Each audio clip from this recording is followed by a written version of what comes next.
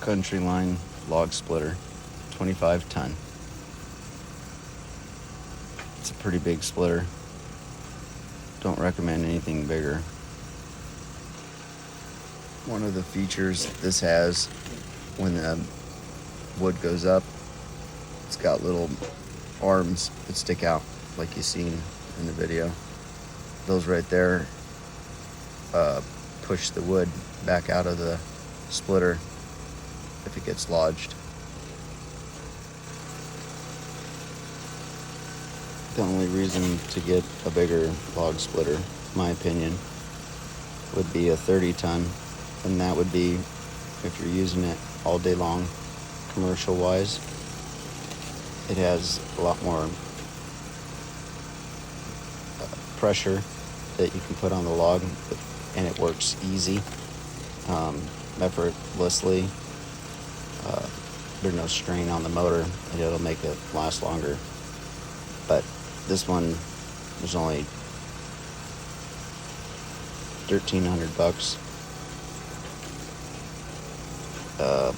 at Tractor Supply, so good price for what it is. If you go up to a 30 ton, it's gonna run you about $2,000, $2,100.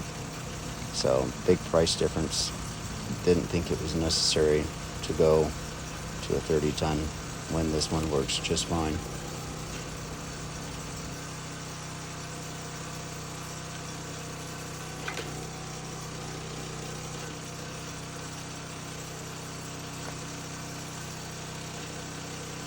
This is juniper wood that I'm splitting here. It's a little bit easier to split. It's a drier wood. Oak takes a little bit more effort for the machine to split, but if you get some knots, it'll just crunch right through them, no problem.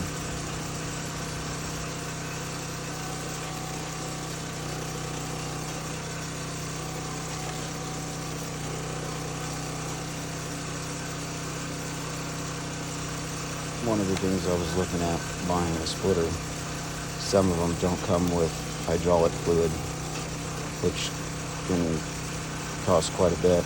I believe this one takes a little over 5 gallons. So this one is ready to go right out of the box. You just have to gas it up. I'll be doing another video with a walk around so you can see how it's built and what it looks like, and I'll give dimensions. It's got a good set of tires on it. Thank you for watching my video. Enjoy. Subscribe. Make any comments. Give it a thumbs up. Thank you.